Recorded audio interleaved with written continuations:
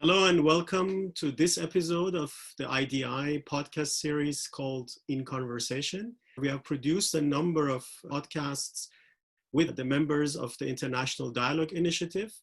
The IDI is a network of experts who come together and engage to develop a psychologically informed approach and discussion on a number of political and societal developments. Today's podcast will be an interview with our Director of Training, Dr. Regine Scholz. She has a background in psychology and sociology, and as I said, she's the Training Director of IDI, and she mainly works in private practice and also offers training modules on trauma-related issues internationally. And in fact, today's discussion will be about an international topic. We are all feeling the consequences of the current pandemic, which has changed our lives. And we are now all coming to terms with new realities. And in this process of readjustments, we have found some opportunity to discuss some topics and phenomena that need a deeper psychologically informed understanding. And today we will talk about female leadership, especially in the time of the pandemic. And in this process, we will try to understand some of the aspects related to female leadership, especially female leadership in COVID-19 crises. So Regine, thank you for doing this today. Welcome to this podcast. First of all, how have you been? How is your family? And how have you dealt with the pandemic in the past few months? Thank you, Bijan, for your kind introduction and also for asking first for the personal situation. That really is very, very important before we go to theoretical ideas and more general ideas. In fact, that's my husband and I, did rather well during the pandemic, related to what was possible, is still possible in these times. We both had the possibility to work from home. And the home is rather spacious. My private practice is another part of the building, so that we also could separate during daytime, during working times. And we have a garden. And most of the time the weather was fine, so I also could go out. The German lockdown was not so very severe. It was a more or less complete lockdown only for about 6-7 weeks, from mid-March to the beginning of May. And then gradually the measures were loosened a little bit. And we both don't have any previous difficult health issues. That also helps a lot. But of course, as you probably have experienced yourself, everybody is drawn into the atmosphere of tension, of fear, of uncertainty. And maybe what's not so evident for everybody, because we both had a very privileged situation, mild financial losses, good health, and so on, as I described before. But that also gives some kind of guilt feeling, because of course everybody knows what is possible at the moment and what many people have to live through. But that's a price to pay when you have a privilege. As you mentioned, it's a time of uncertainty, and in times of uncertainty, it's important how a country or an organization is led and what kind of leadership we experience. Interestingly, in a recent study carried out by a number of British universities, the study concluded that female-led countries had much better or systematically and significantly better COVID-19 outcomes compared to male-led countries. Now, one of the experts who was involved in this study stated that female leaders are more likely to give priority to public health, whereas male leaders are more likely to give priority to economic values. Do you agree with this statement within the context of female leadership? I cannot criticize that study really, but just from my personal experience here in Germany, and also what I've read, It really doesn't cover my experience because, well, there are 6 women that usually are mentioned now in the context of female leadership of COVID. That is Jacinta Ardern from New Zealand, Sanna Marin from Finland, Katrin Jakobsdottir from Iceland, Tsai Ing-wen from Taiwan, Mette Frederiksen from Denmark, and Angela Merkel from Germany. And if we look what they did, they all took very firm actions and very clear actions in the health sector, of course, but as well as that also in the economic sector. So this just polarity doesn't really fit for somebody who really is in charge doing things. In Germany, the often criticized austerity politics was immediately abundant in favor of a huge financial package just to save the economy. We had the same situation on the European level with Ursula von der Leyen, one leading figure. She was not the only one to do it. In fact, I really assume that these findings reflect more some pre-existing ideas about women as caring, interested in health, and men doing the real thing, getting the real thing done, even if it hurts. That's the underlying assumptions that already were there before, I guess. With these underlying assumptions, there's some moral tone in it. So women warm and men cold. But this moral thing is turning then around because, okay, when there is danger, you need the cold, strong man just to save the whole, and you have no time to be nice and caring. So it's tricky. Let me offer you a different explanation, which came out in one of the other IDI conversations we have had in the past few weeks. And that sort of approaches the issue from the perspective of decision making. Yes. So that explanation says men are afraid to admit that they don't know. Yep. And because they are afraid to admit, they just make decisions, sometimes hasty decisions, and implement them. Whereas women are not afraid to say, well, we don't know, let's discuss and find a solution. So this whole approach to decision making, do you see any merit in this statement? Can we say that women are more open to creative decisions, to new decisions, or is that also another sort of pre-programmed approach to female leadership? I guess what is implied in that question is how to deal with ambiguities and with uncertainties when there is no quick and clear, obvious solution. And I think there is some evidence for that we have a basically different approach if you look to gender.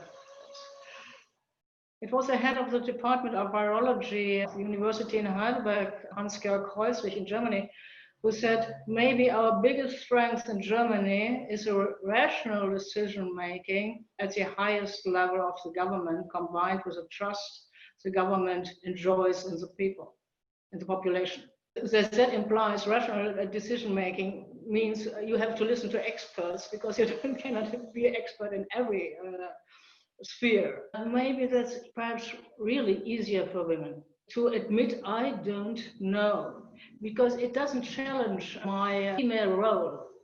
You expect from a woman, you expect she asks her husband what to do. So, just to put it a little bit bluntly. Or it's a little bit of a cartoon like that, but it's not for a woman, it's allowed to ask for help and for advice, for support. For men, that's much more difficult. And that doesn't help them very much. So the trap here is a polarity. No? If you are caring, empathetic, and you cannot be strong, and vice versa. And that's deeply unconscious. Of course, it has conscious levels, but that's very deeply unconscious. Jacinta Ardern just recently challenged openly and in public this assumption that he cannot be empathetic and strong at the same time, and she is, of course.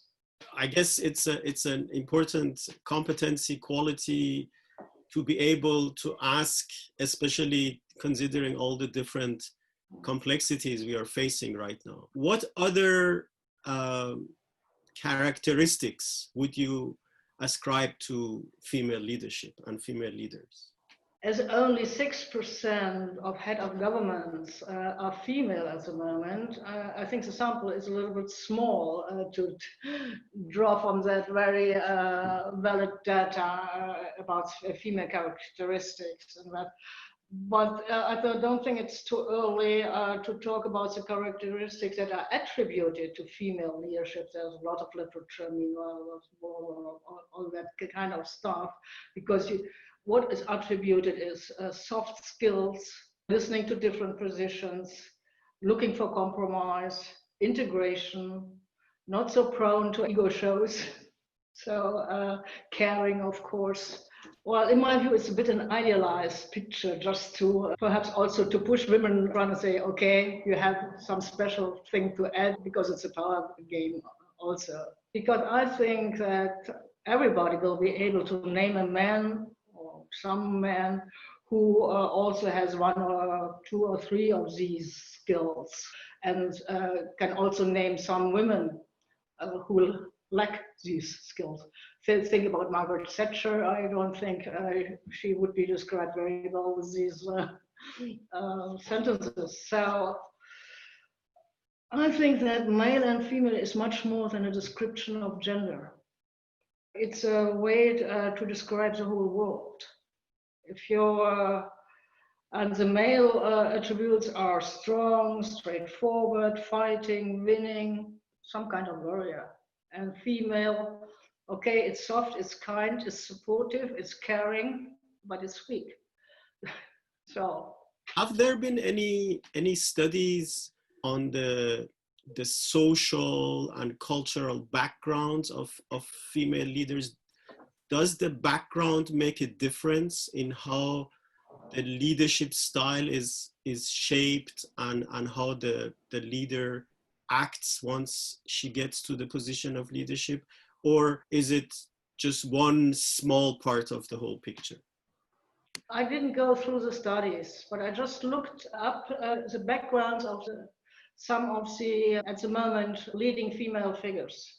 The 6 persons I just mentioned before, and also at the moment we have Christine Lagarde being head of the European Central Bank. We have Kristalina Georgieva, who is her successor for the International Monetary Fund.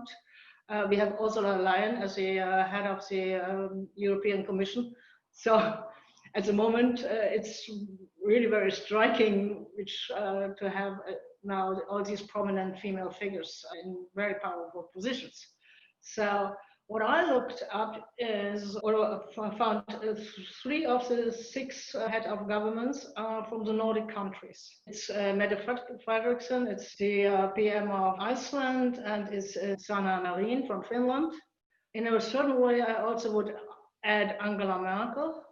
These are all Protestant countries, and Angela Merkel is from a very clear Protestant background. So maybe there's something in the development of these Protestant countries. It's not only because of Protestantism, but they have excellent health care, they have excellent education systems. So there are many women just on different levels. It's not just you have one prime minister and the rest is male. So there is a background that carries these women. And also with Jacinda Ardern in New Zealand, it's a bit similar. The family background is a Mormon background. Also, New Zealand has a more Protestant and Anglican direction. So maybe that helps. And if I go to the Protestant, it's also something just supporting personal responsibility for everybody. So maybe there's also an element in that, but also that these countries support girls from very early on. So that's not so special. It's very special, but not so special when they then come to very high positions. Very interesting. We now obviously have also the discussion of Kamala Harris, the running mate of Joe Biden in the US elections.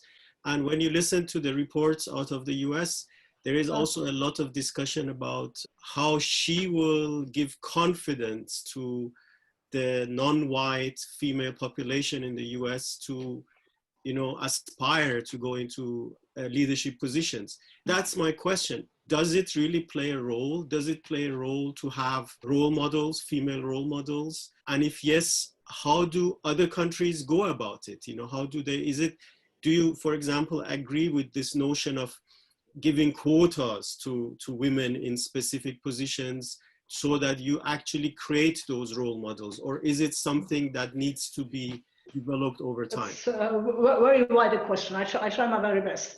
Of course, the value of female public presence really cannot be underrated. It has a huge impact. You manage confidence. And I just read a research, it was KPLMG, I think, who carried it out, that for young women, there are two things that matter. It's confidence and connections. From where do you get confidence? And then to have a female role model, which shows you it is possible. And if she can do it, maybe I also could do it. That really is very, very important. And the more women are there, also the factor of connections becomes a little bit easier. Because in a male working environment, you have naturally the old boys networks.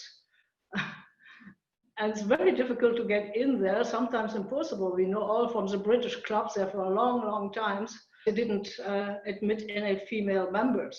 If you don't have the connections, the possibility also to connect informally, you won't go nowhere. That's now sometimes you're admitted to the old boys networks, and on the other hand, women have the possibility also to build up own networks. It's balance. But about the impact of more women with public visibility, let's put it that way. It also has a little downside. Of course, nothing is perfect. It means something very easily can turn around, that the invisible glass ceiling, as it is called, really becomes invisible. Also to women themselves. You blame yourself if you don't succeed. Of course, you also make mistakes, but you blame yourself and you are blamed because, well, nowadays, all the other things that are, well, that medieval times, or that's the 19th century, that's over. Nowadays, you have every opportunity, and if you fail, okay, you fail, it's your fault. So it's a bit tricky. And the thing about quota, I think we have quota. We have clearly a male quota. So to change that, the business had a very long time to change it without any legislation on that side. And we didn't get very far from that. So there's very often very subtle mechanism at work that keep women still down. And it's not only because they are so incompetent. We had many incompetent men in different positions, so let's try with the women too. It's very important what you just said, that it's not enough to have women in high positions, that much more has to change, and much more has to change in the mindsets of men and women and the society at large. Which values and prejudices do you think need to change over time, or need to adjust themselves to new realities, so that we have a much more, let's say, balanced presence of men and women in leadership positions? I'm not so sure that the values have to change. I think the problem is the allocation of the valued characteristics to men and to women. A woman has to be like that, a man has to be like that. And what's making change then so very difficult? If there wouldn't be any changes, we wouldn't have this conversation. So don't get me wrong, there are same changes, but the fact that these changes are so difficult, it's not only because, well, that privileged men, of course, have resistance to lose their privileges. That's one layer, perhaps even not the most important. So it is very important. So the point is, when the values, the characteristic and the values attributed to them are so clearly distributed to the men and to the women, that means if I want to change, I have to redefine my identity. If a man does a good job. He is affirming his male identity. Good, fine. If he doesn't do a good job, which happens, okay, then he failed, but it doesn't change his male identity. If a woman does a good job, it casts some doubt on her female identity. Is she pretty? Is she kind? An assertive woman very easily is called hysteric, and all that kind of stuff. So it's not so clear that it's good when she is successful. And when she is not successful, it's not only that she's failed personally, everybody fails sometime, but maybe it's a proof that she shouldn't go into that, as a woman shouldn't go for that job. We have to change these, and that's a gradual and very slow process. And that's difficult for everybody because it's also internalized. Sorry, English is not my mother. No, that's fine.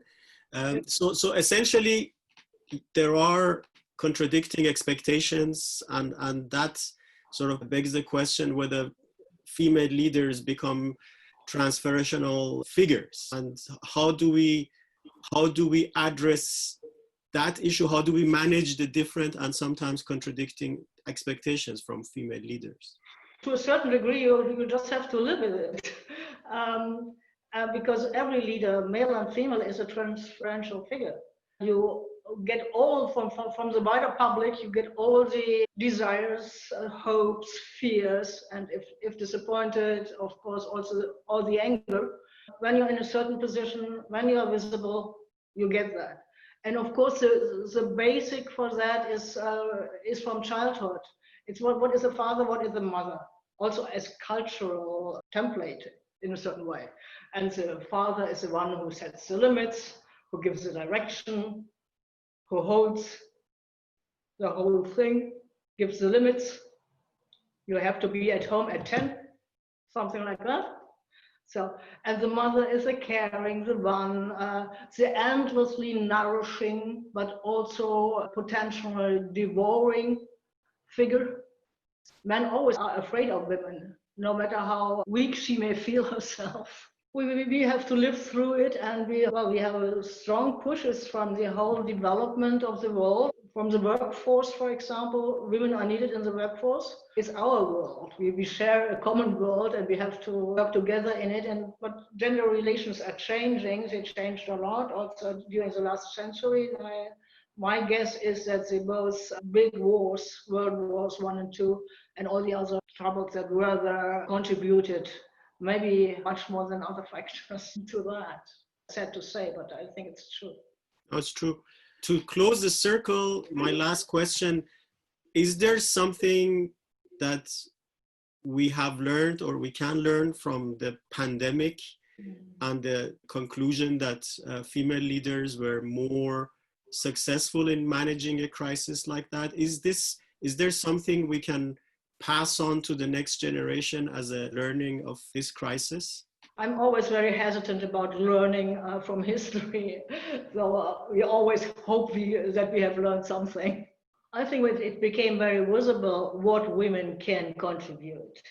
But when women did very good work, they were a good mixture of so-called male or female characteristics. So they had learned a lot from men. Also, you need that when you are in the public sphere, which is a sphere of the male sphere since centuries, if not 1,000 years. So if women entering that sphere, they have to learn from men, and they did. And I think maybe now men also can look a little bit closer at this mixture, what is in there, what they can take from it. And I think some men already did. Great. Thank you. On that note, that it is, at the end of the day, a joint effort between men and women. Maybe the challenge is to create the space and to give the space to women to contribute positively to a joint effort. Thank you very much, Regine, for this interview. Thank you to our listeners, and stay tuned for other podcasts from the IDI. Thank you, Bijan. Thank you very much.